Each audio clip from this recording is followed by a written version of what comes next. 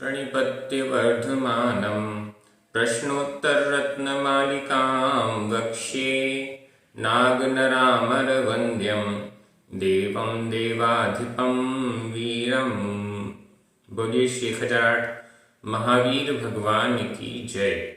आचार्य श्री गुरुवर विद्यासागर जी महाराज की जय। मुनि पुंगव श्री 108 सुधा सागर जी महाराज की जय।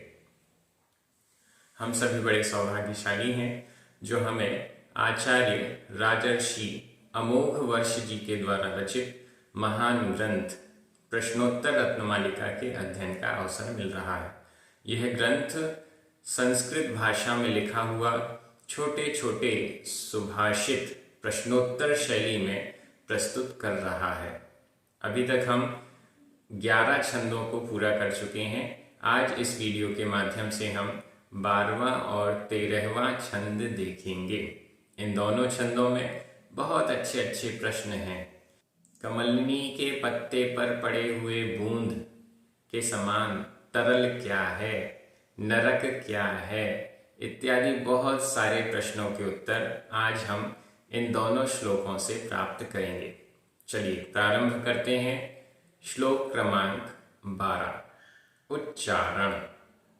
नलिनी, नलिनी, यहाँ ला में छोटी की मात्रा और ना में बड़ी की मात्रा, तो दोनों के उच्चारण में डिफरेंस होना चाहिए। नलिनी, दल, गत, जल, लव, तरलम, ये पूरा एक शब्द है। नलिनी, दल, गत, जल, लव, तरलम। नलिनी, दल, गत, जल, लव, तरलम।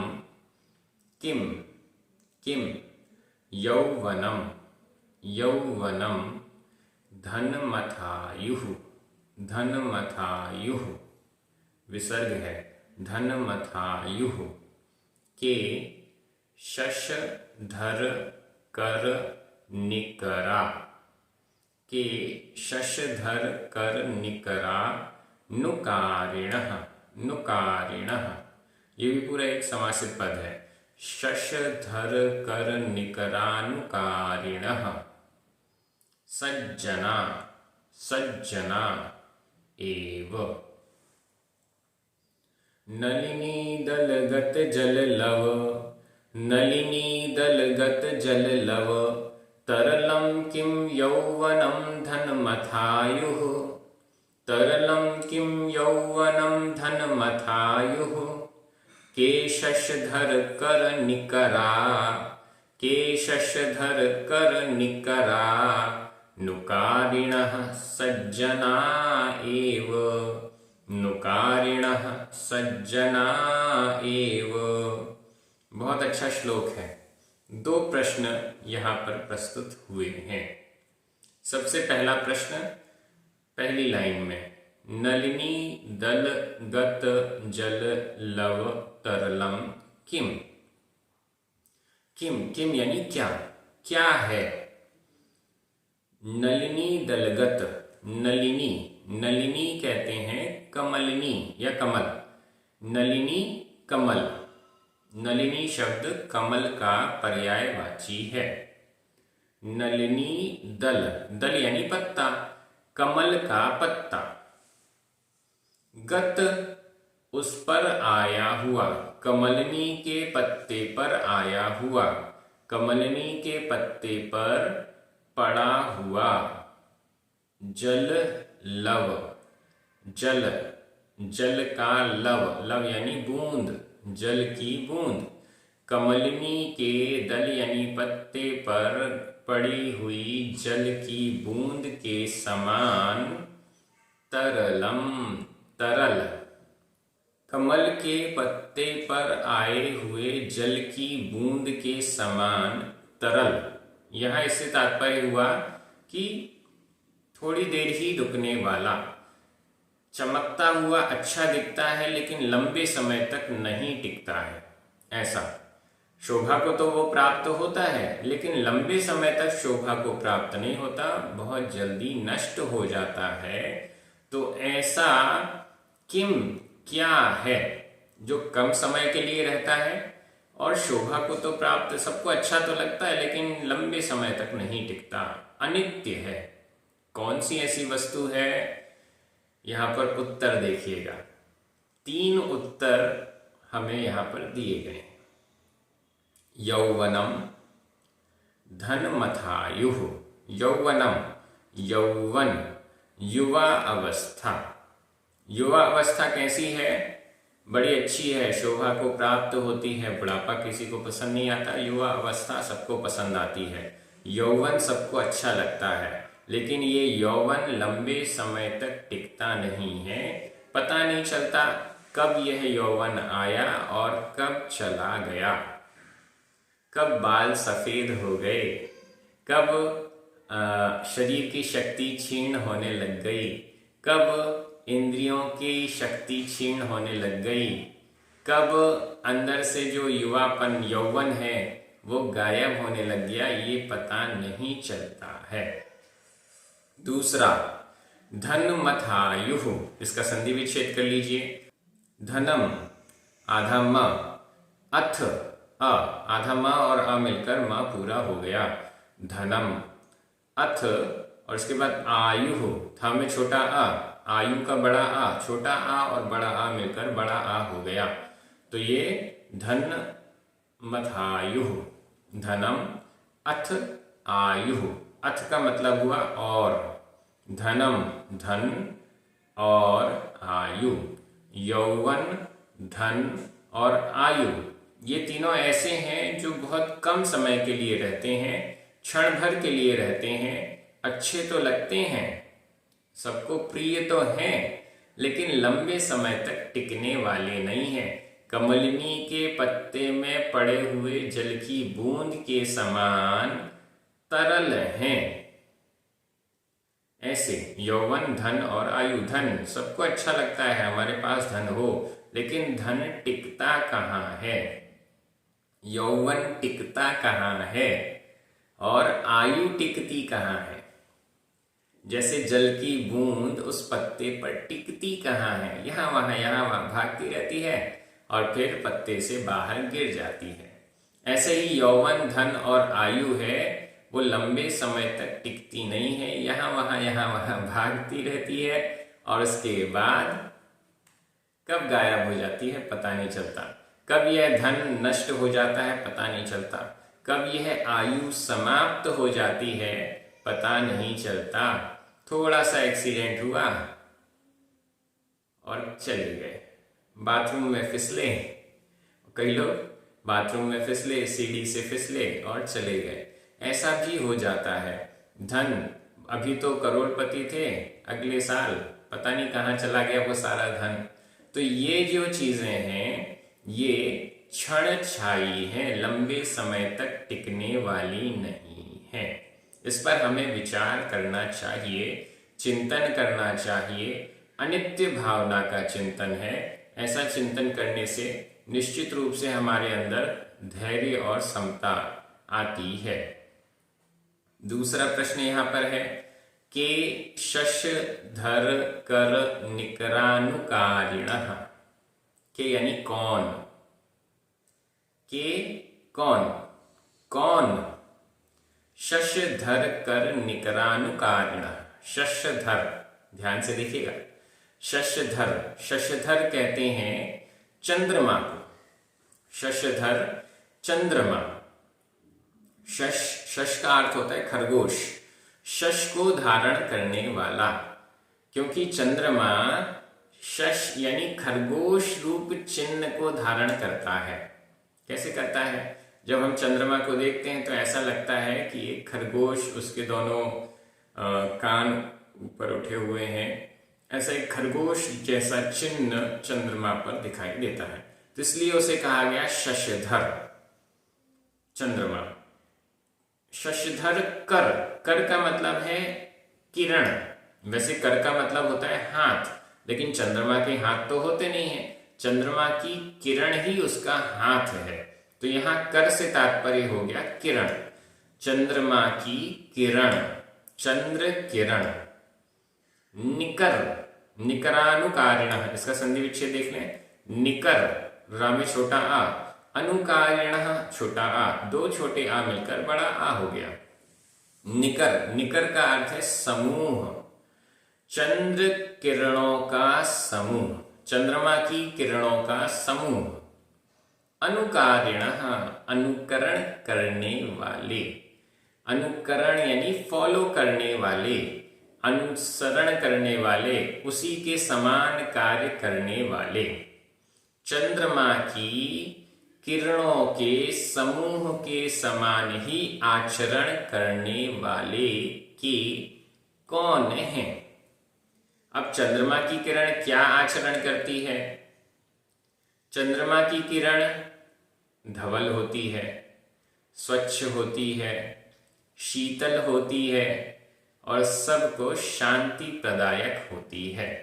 सूर्य की किरण गर्मी देती है और आंखों को चुभती भी है, इसलिए चंद्रमा की किरण जो है वो आंखों को चुभती नहीं है, ठंडी होती है, शीतल होती है और सबको अच्छी लगती है।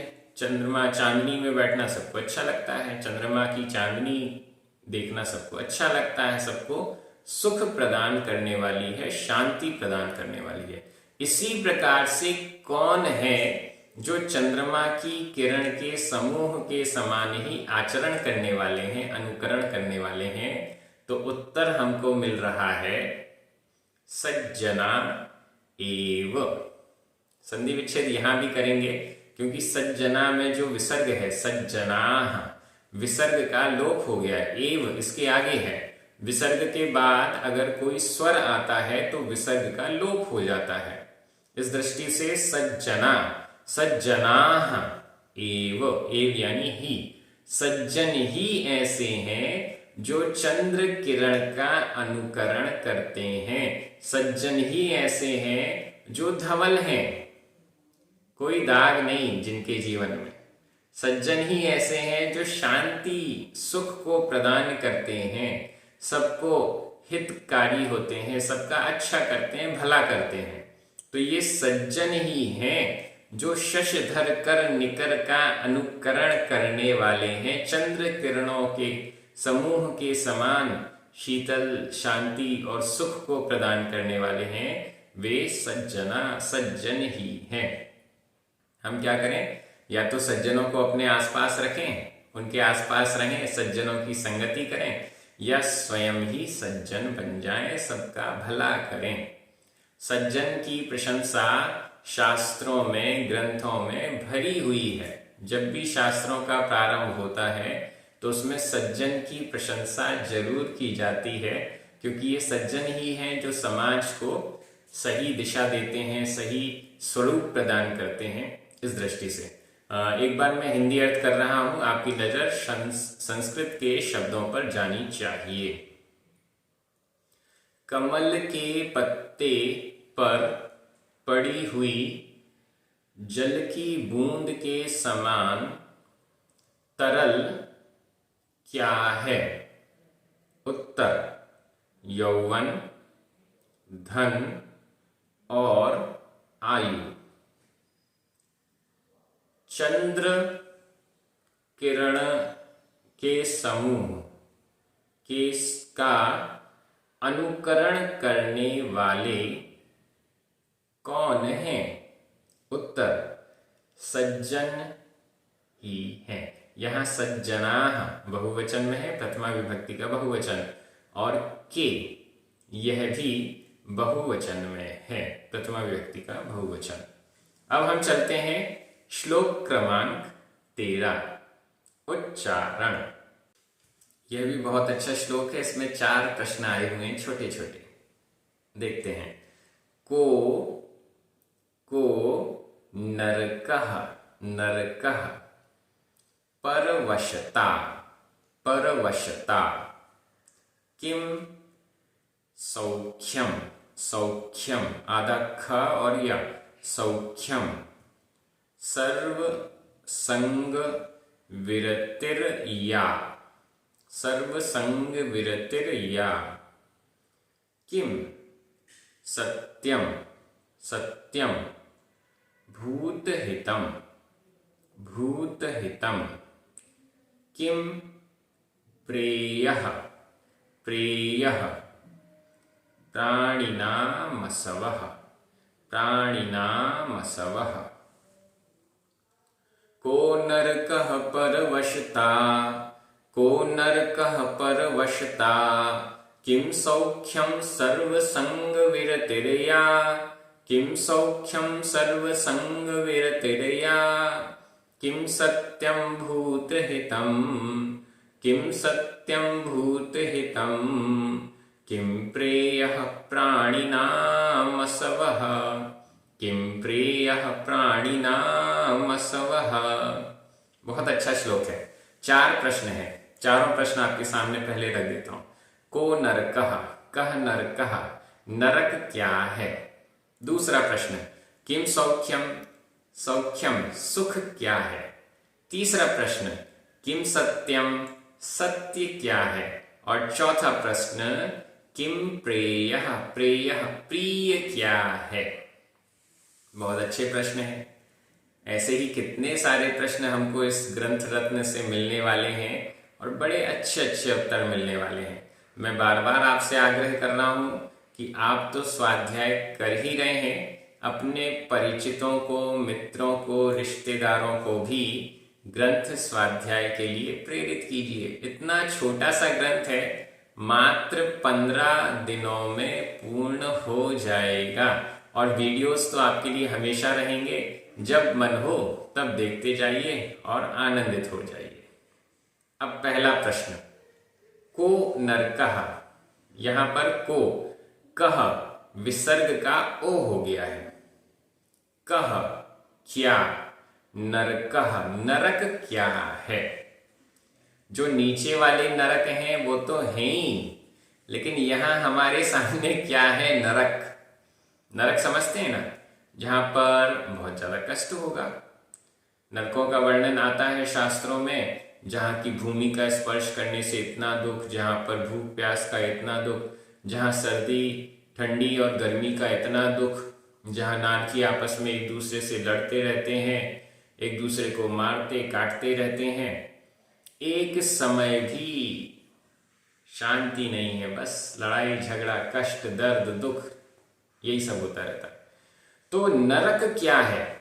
नरक का मतलब है ऐसा स्थान जहां पर कष्टों का अंबार लगा हुआ है, जहां रहने वाला व्यक्ति कभी अपने आप को सुखी नहीं मानता, वह नरक है।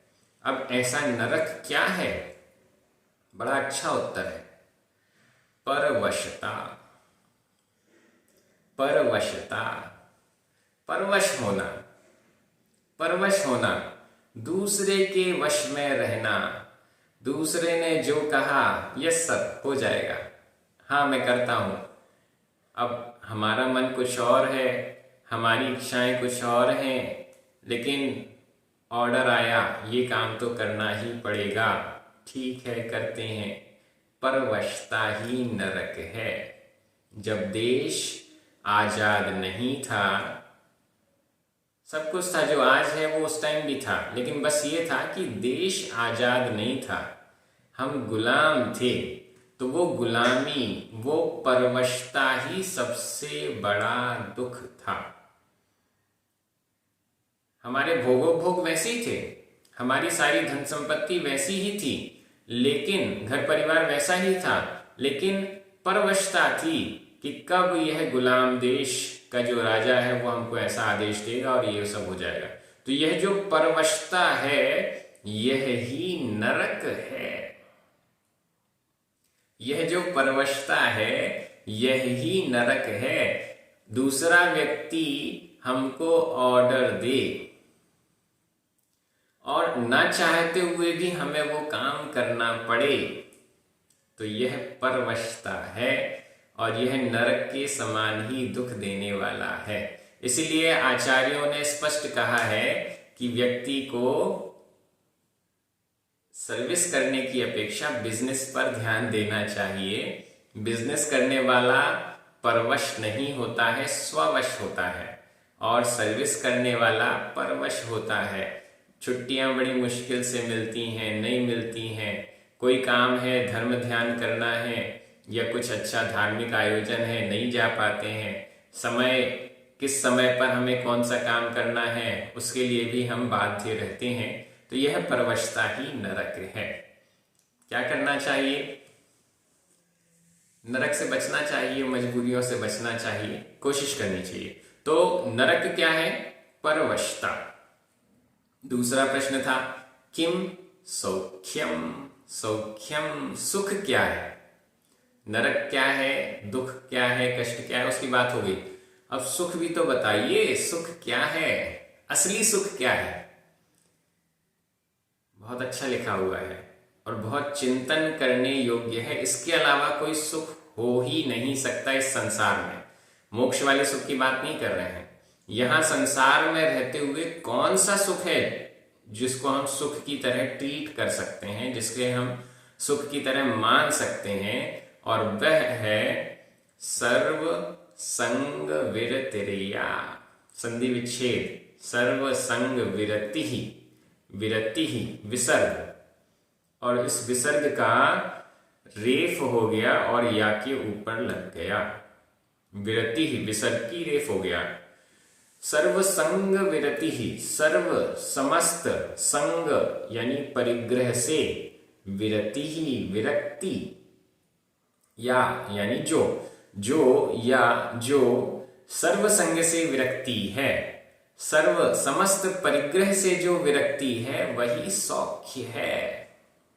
पचाना कठिन है लेकिन असलियत यही है। जो सर्व संग से विरति है, जो सर्व संग यानी परिग्रह से छूटा हुआ है, जिसने समस्त परिग्रह का त्याग किया हुआ है, वही सुखी है। परिग्रह तो दुख की जड़ है। परिग्रह के कारण व्यक्ति कष्ट में रहता है, दुखी रहता है, और जिसने परिग्रह का पूर्ण रूप से त्याग कर दिया वो सुखी रहता है। किम सौख्यम, सुख क्या है? समस्त परिग्रह से छूटना ही सुख है। हम ये समझते हैं कि अभी हमारे पास सोने की एक अंगूठी है, 4 अंगूठियां हो जाएंगी तो हम सुखी हो जाएंगे। अभी हमने एक रसगुल्ला खाया है, 4 खा लेंगे तो 4 गुना सुखी हो जाएंगे। अभी हमने एक वस्त्र पहना है, 4 वस्त्र मिल जाएंगे तो सुखी हो जाएंगे। ऐसा नहीं होता है। 4 के बाद फिर हम 8 पे पहुंचते हैं, 8 के बाद 80 पे पहुंच जाते हैं, लेकिन सुखी नहीं हो पाते। सुखी कौन है? जिसको परिग्रह से बिल्कुल भी ममत्व नहीं है, परिग्रह जिसने छोड़ दिया है, परिग्रह से जो विरक्त हो गया है, वह सुखी है। हम कपड़े पहने हुए हैं, अब ये कपड़े गंदे हो जाएंगे तो धोना पड़ेगा, फट जाएंगे तो सिलना पड़ेगा, पुराने हो जाएंगे तो नए खरीदना पड़ेगा।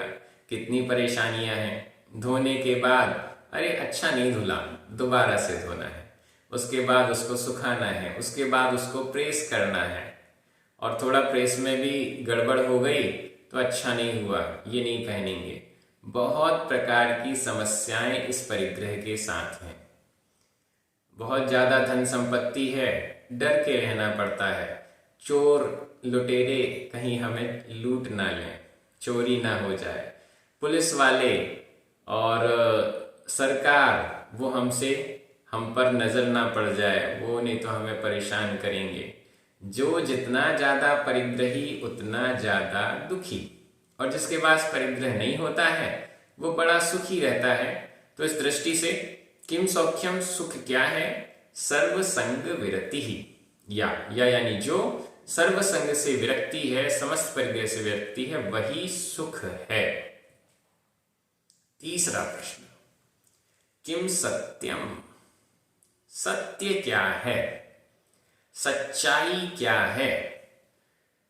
हम परिभाषा पढ़ते हैं, जो जैसा देखा सुना उसको वैसे का वैसा बोलना, यह सत्य है।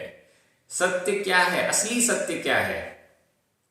उत्तर, भूत हितम।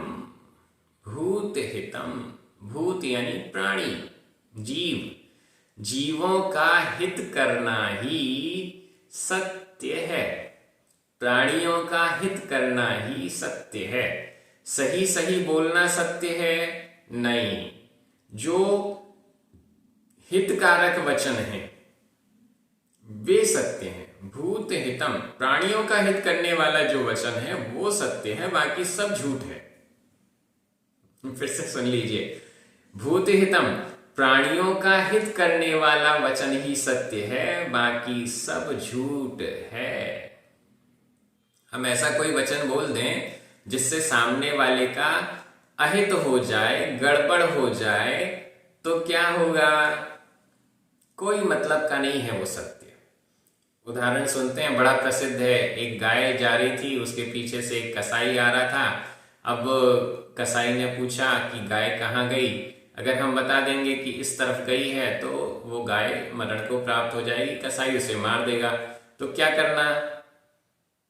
सीधी बात है, उसको बता देना कि भैया यहाँ इस साइड नहीं गई है, दूसरी साइड गई है, जिससे वो गाय बच जाए। ये झूठ होते हुए भी सत्य है, गलत होते हुए भी सही है। क्यों गलत? इसलिए नहीं है क्योंकि इससे जीव की रक्षा हुई। भूत हित, प्राणी का हित ही सत्य है।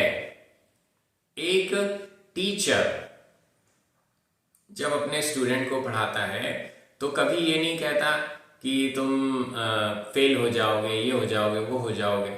वो उसको समझाते हैं, उसको आगे बढ़ाने के लिए, सुधारने के लिए सब प्रयास करते हैं। उसके लिए वो डांट भी सकते हैं, और पुराने जमाने में मारा भी जाता था, पिटाई भी की जाती थी। इसलिए की जाती थी इससे उसका सुधार होगा। तो यह उनका आचरण गलत नहीं माना जाता। गुरु की डांट हमेशा फायदे की होती है, ऐसा समझना चाहिए। तो यहां पर भूत हितम, भूत का हित, प्राणियों का हित, यही सत्य है। मात्र सही सही कह देना सत्य नहीं है, प्राणियों का हित भी हो ऐसे वचन कहना सत्य है। चौथा प्रश्न, किम प्रेयः? प्रेयः, प्रिय क्या है? प्रिय क्या है जिसको कोई छोड़ना नहीं चाहता? प्रिय वस्तु क्या है? क्या हो सकती है? देखते हैं। प्राणिनाम असवः, संधि विच्छेद करें। प्राणिनाम आधा म, असवः छोटा आ, आधा मा और छोटा आ मिलकर मा पूरा हो गया। प्राणिनाम असवः, प्राणिनाम प्राणियों के, प्राणियों के, असवः असु, असु यानी प्राण, असवः यह बहुवचन का हो गया। प्राणियों के प्राण, जीवों के प्राण, ये प्रेयः, प्रिय होता है। कोई भी जीव अपने प्राण छोड़ना नहीं चाहता, मरना नहीं चाहता।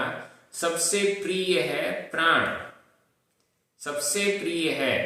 अगर किसी ऐसा हो जाए कि स्वयं को बचना है या सामने वाले को बचना है, तो हम क्या प्रयास करेंगे? सामने वाले का जो हो सो हो, हम बच जाएं।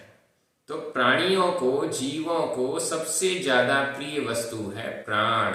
प्राण बचाने के लिए हॉस्पिटल में पहुंचते हैं, बड़ा रोग हो गया, लाखों करोड़ों जीवन भर की कमाई भी देने को तैयार हो जाते हैं। प्राण बच जाएंगे तो सब कुछ बच जाएगा। प्राण बच जाएंगे तो ये धन संपत्ति तो दोबारा कमा ली जाएगी। ये सब हम विचार कर लेते हैं। तो सबसे प्रिय वस्तु क्या है? प्राणियों के असवः, असु, असु यानी प्राण। प्राणियों को, जीवों को, सबको अपने प्राण सबसे ज्यादा प्रिय होते हैं। इस प्रकार से चारों प्रश्न भी हो गए। बहुत सरल है, रिवीजन करने की जरूरत नहीं है। परवशता, नरक क्या है? परवशता। सुख क्या है? जो समस्त परिग्रहों से विरक्त होना। सत्य क्या है? प्राणियों का हित। प्रिय क्या है? प्राणियों का प्राण, प्राणियों के प्राण। इस प्रकार से बहुत अच्छे से हम सभी प्रश्नोत्तर रत्नमालिका के सुभाषित रत्नों को अपने कंठ में माला के रूप में स्थापित कर रहे हैं, समझ रहे हैं, चिंतन मनन कर रहे हैं। सभी को बहुत बहुत साधुवाद। आप सभी कमेंट बॉक्स में जरूर लिखें आपको ये प्रश्न उत्तर की शैली में सुभाषित कैसा लग रहा है। सभी को प्रेरित कीजिए, वीडियोस को एक दूसरे को भेजिए, शेयर कीजिए। जिनवाणी माता की जय। सभी को जय जिनेन्द्र।